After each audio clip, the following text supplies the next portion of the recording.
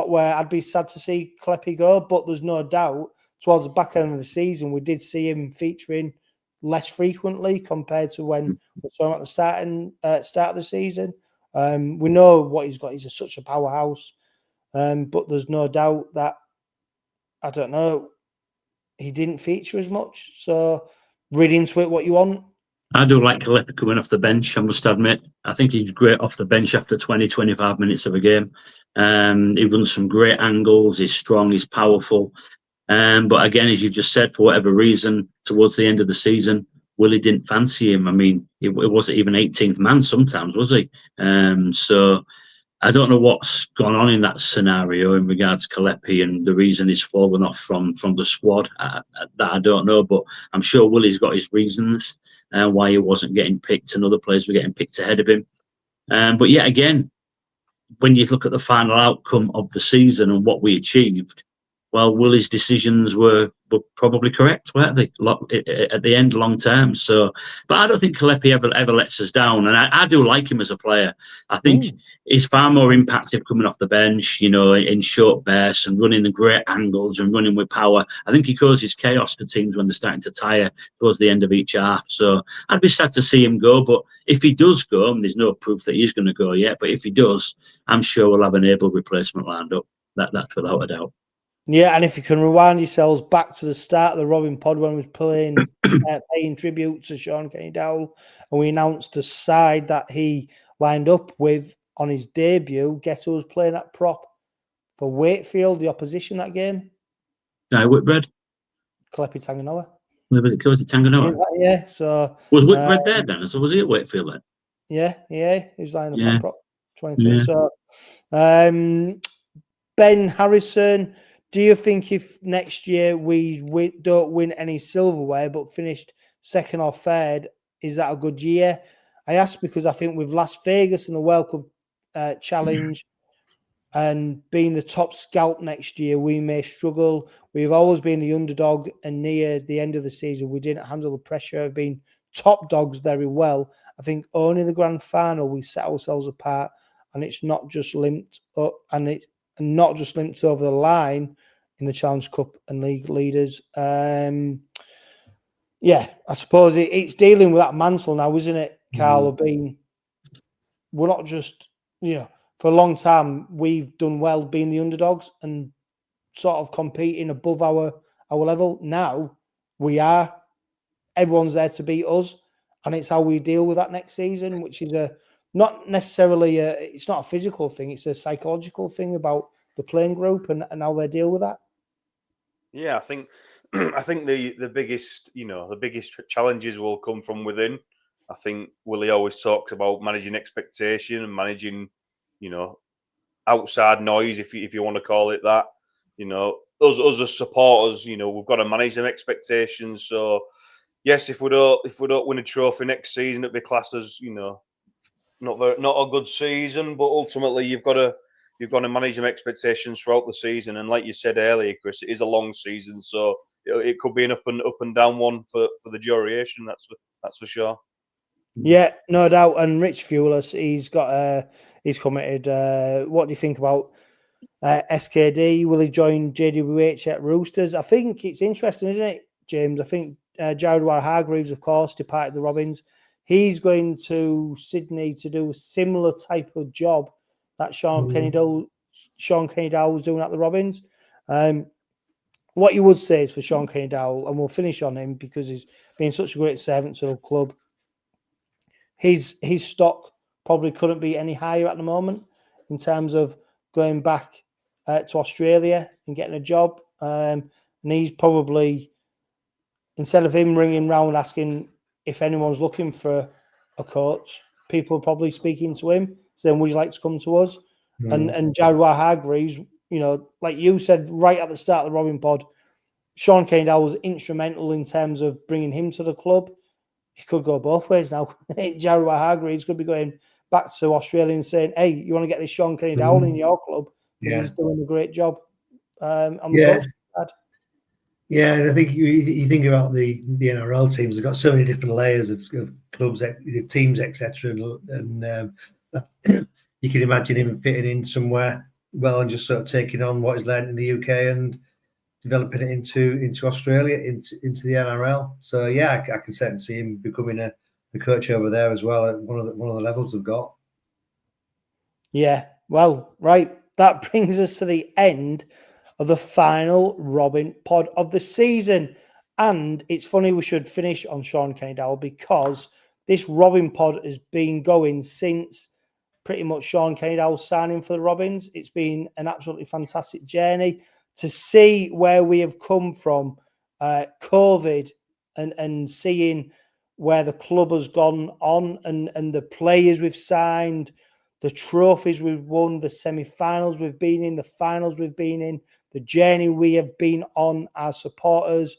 It's been absolutely amazing. What started off just as a hobby because we just felt that there was an opportunity to give voice to supporters. It's been absolutely fantastic.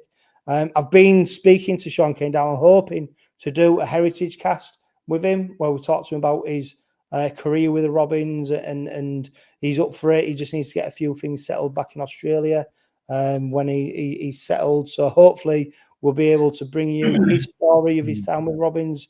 It's been absolutely amazing this season. So many people who have been on the podcast, so many guests who have made an absolutely fantastic contribution.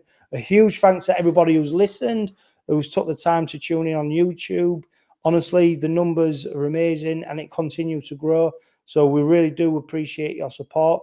Budget Tyres, you've been absolutely phenomenal. Honestly, if you want to get your car sorted, you need your tyres sorted in an MOT, you need your cars works doing, get yourself to Budget Tyres, because it's not only you going, the players go there, club officials go there, they trust them, they always look after them, and they are the biggest Hull Kingston Rovers supporters who will always look after you. So make sure you do check out Budget Tyres.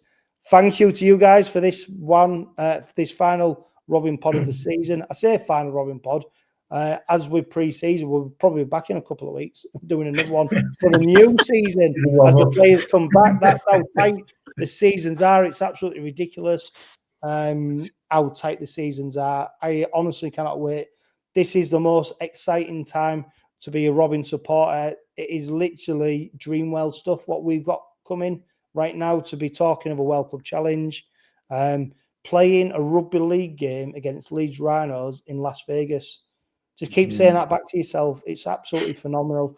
The people who go in are going to absolutely have a fantastic time. The people who can't go, you know, you are very much just as part of the club as anyone else who can afford to go. So it's really important that we just absolutely enjoy this moment, because it is potentially once in a lifetime. So a huge thanks to everyone who listened to the Robin Pod this season.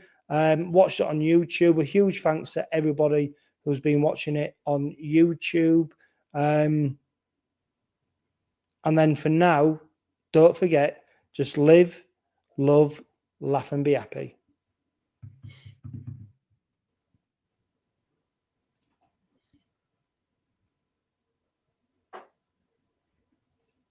Rovers fight as one for every goal and try. Since '85 we've stood our ground, though trophies passed us by. From Craven Park to Wembley Way, with each toe grip we fight. Now we rise, our heads held high, proudly wearing the red and white. The Robin Pod is powered by Budget Tyres Auto Centre. Make them your first and only choice for a vast array of vehicle services. They are reputable East Hull-based car specialists and dedicated to providing quality services at reasonable prices. And don't forget, they are trusted by the players, club officials and supporters of Hull Kingston Rovers. Find them at 146 Leeds Road and ask them